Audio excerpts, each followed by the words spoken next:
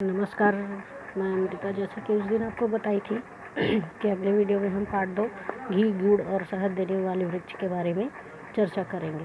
तो आइए आज शुरू करते हैं ये पाठ। हम यहाँ बोल रहे हैं, आओ तुम्हारा परिचय घी, गुड़ और शहद देने वाले एक विचित्र वृक्ष से करवाएं। इसका मतलब है, ये हमें क्या बोल रहे हैं कि पाठ के माध्यम से हमें एक ऐसे वृक्ष का परिचय देने वाले हैं जिससे घी, गुड़ और शहद प्राप्त होता है। यह वृक्ष उत्तराखंड के पहाड़ी इलाकों में एक ऐसा वृक्ष पाया जाता है। यह वृक्ष कहाँ पाया जाता है? उत्तराखंड के पहाड़ी इलाकों में पाया जाता है, जो घी, गुड़ तथा शहद देता है। इसके अलावा यह वृक्ष फल, औषधि, जानवरों के लिए चारा, ईंधन और कीड़ों व चूहों को मारने के लिए कीटनाशक भी उपलब्ध कराता है।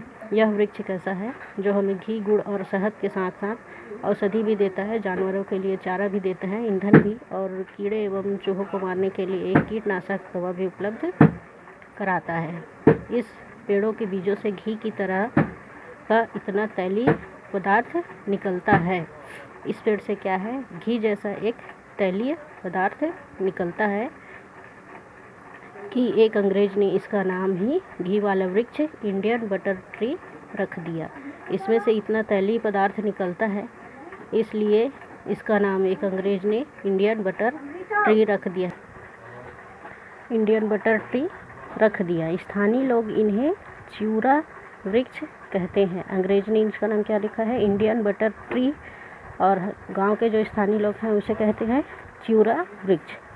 यह अमूल्य वृक्ष कुमाऊं एवं पिथौरागढ़ जनपद तथा भारत नेपाल की सीमा पर काली नदी के किनारे 3000 फीट की ऊंचाई तक पाया जाता है। यह अमूल्य वृक्ष कहाँ पाया जाता है? कुमाऊं एवं पिथौरागढ़ जनपद तथा भारत नेपाल की सीमा पर काली नदी के किनारे कितनी फीट की ऊंचाई पर? 3000 फीट की ऊंचाई तक पाया जाता है। अब वहाँ उसे ज़्यादा तादाद में उगने का प्रयास किया जा रहा है। अब वहाँ उसे ज़्यादा तादाद में उगाने का प्रयास किया जा रहा है।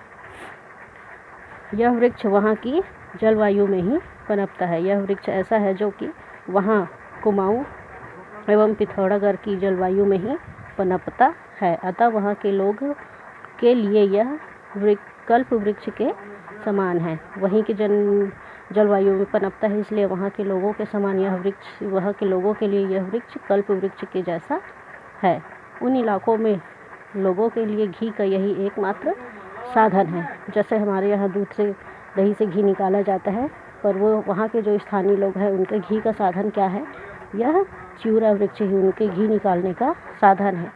जिसके पास फल देने वाले 3-4 चिउरा वृक्ष होते हैं, उसे साल भर बाजार से वनस्पति घी खरीदने की ज़रूरत नहीं पड़ती। वहाँ के स्थानीय लोगों के पास 3 या 4 चिउरा वृक्ष अगर हो जाए तो उनको बाज़ार से किसी भी प्रकार के वनस्पति घी की ज़रूरत या वह बाज़ार से खरीदने की ज़रूरत नहीं पड़ती है। उन वृक्षों से वह गुड़ और शुद्ध शहद भी प्राप्त करता है। जिनके पास ये वृक्ष होते हैं उनसे वह क्या प्राप्त करते हैं? गुड़ और शहद भी प्राप्त हो जाती है। घी के साथ गुड़ और शहद भी प्राप्त होता है। यह वृक्ष छायादार और फैला हुआ होता है। यह वृक्ष कैसा होता है? छायादार और अधिक मात्रा में फैला हुआ होता है। इसके फलने फूलने का समय अक्टूबर से जनवरी तक का होता है। यह वृक्ष किस मौसम में फलता और फूलता है? अक्टूबर से जनवरी के बीच। जुलाई अगस्त में इसके फल पक जाते हैं। इसके फल कौन से माह में पक जाते हैं? जुलाई और अगस्त में पक जाते हैं। पके हुए फल पीले रंग लिए हुए खाने में काफ़ी स्वादिष्ट होता है। पका हुआ फल कैसा होता है? पीले रंग का होता है, और यह खाने में स्वादिष्ट, मीठा तथा सुगंधित भी होता है। वातावरण में फैली इस फल की मीठी कैसे होता है? वातावरण में फैली इस फल की मीठी